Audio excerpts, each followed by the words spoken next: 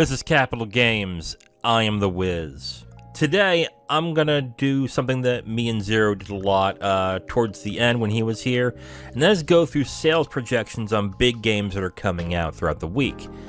I thought this was a dead week, and then something reminded me that there is a big game coming out this week, and it is Bayonetta Origins, Cereza, and the Lost Demon.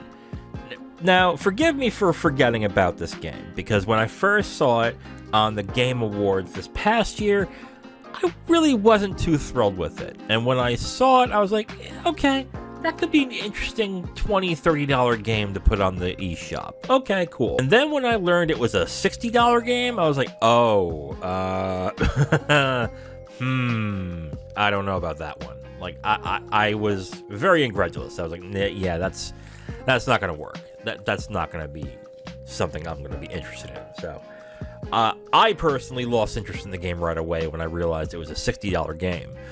But what I've also heard too is that a lot of Bayonetta fans aren't exactly thrilled with it either. So I'm going to go over what I think the sales projections might be for this game and what possibly could happen with the game itself when it comes to the business side and sales. So let's get started with Bayonetta Origins and what the reviews are like. The embargo broke, I believe, Monday or Tuesday on this game. And right now I am looking at OpenCritic. We only use OpenCritic because they do things evenly. They have it at a strong rating with an average of 79 for the top critics, and 80% of critics recommend the game. So that rating isn't bad. It is, I guess, when it comes to new games, that's technically average. I know some of the other thing isn't 50 average. Not with game reviews, unfortunately. A lot of gamers, when they look at reviews, they look at it as if it's an 80 or below, I'm waiting for a sale or I'm not just playing it at all. That's weird, I know, but that's just how it is, unfortunately. The reviews are decent, but not strong. For a title that I don't think Bayonetta fans are really thrilled with, especially since they just got Bayonetta 3 maybe about 4 or 5 months ago. So the talk about Bayonetta Origins has been either quiet or it's been mixed, where some are like, yeah, it looks interesting, I'll try it. Or they're more along the lines of, yeah, not for me, thank you. So with that being said, let's look. We got the reviews, we got... let's look at the sales projections. I want to start off by pointing out how much money Bayonetta 3 made. And Bayonetta 3 has already sold, according to Platinum Games, they announced on Twitter in February that they've sold 1 million copies all over the world of Bayonetta, which is not bad, for Bayonetta 3 specifically. So those aren't bad numbers, especially for a niche title like that. With that said, though, if we're looking at Bayonetta Origins is a game that is very different. It may not be very different, but they do different things in the game that they do with the other Bayonetta games. And the talk around it with Bayonetta fans specifically, when they saw that, didn't really inspire confidence in me thinking that it was going to sell pretty well. In fact, I was convinced after I saw the $60 price point, it wasn't selling anything at all. And thinking this might be a dud of a game. Which may gain a cult following if people end up really liking the game, but I do not see this selling very well at all. Right now we have Bayonetta 3 right now. It's in 5 months it got 1 million copies. I gotta be honest, I don't see Bayonetta Origins making 1 million copies, period. I think the highest it will go will be the 750,000, 800,000 mark to a certain extent. I don't think it reaches 1 million copies. Unless the word of mouth gets really hot for this game. But by looking at the reviews now, I don't think that's happening.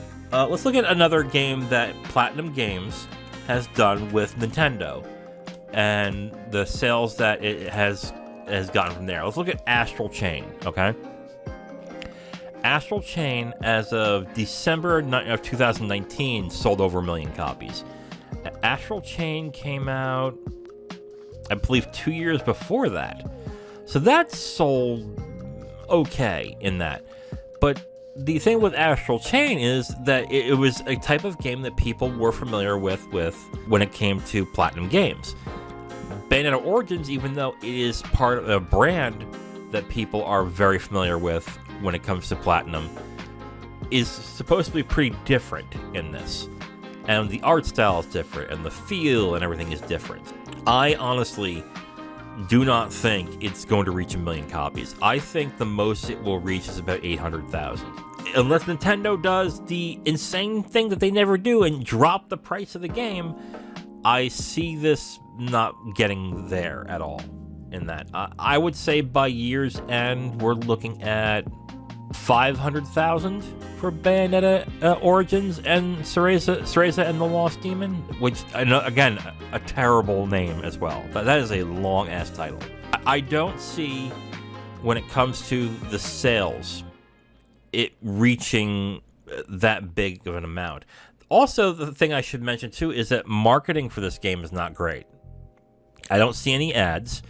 I don't see a lot of YouTubers talking about it. I don't see a lot. I don't see Nintendo pushing it, really. Like, I see marks of a game that is probably going to die pretty quick. I would be surprised if this game gets in the top 20 on MPD.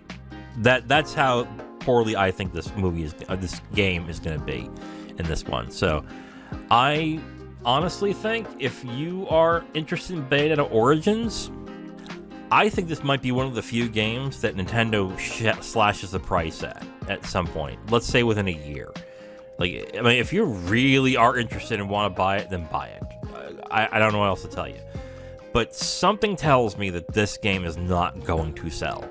And if you are interested slightly, but you don't want to spend the $60, don't do it. But the reviews and everything, it just doesn't seem like it's going to sell very well in this. So I'm not very confident in Bayonetta Origins making a lot of sales.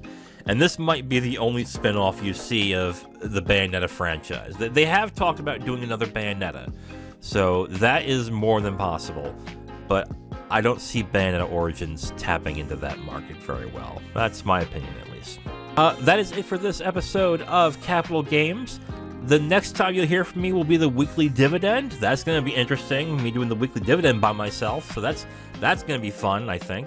So tune into that on Friday. This is Capital Games. I am The Wiz. Talk to you next time. Bye. Thank you for checking out Capital Games, where we cover the business side of the video game industry. Please like, subscribe, and comment if you enjoyed the video. You can also subscribe to the podcast if you prefer to have it on your podcast feed. And check us out on our socials and email us if you have a question, comment, or suggestion. Thank you for watching and listening. We'll hear from you next time.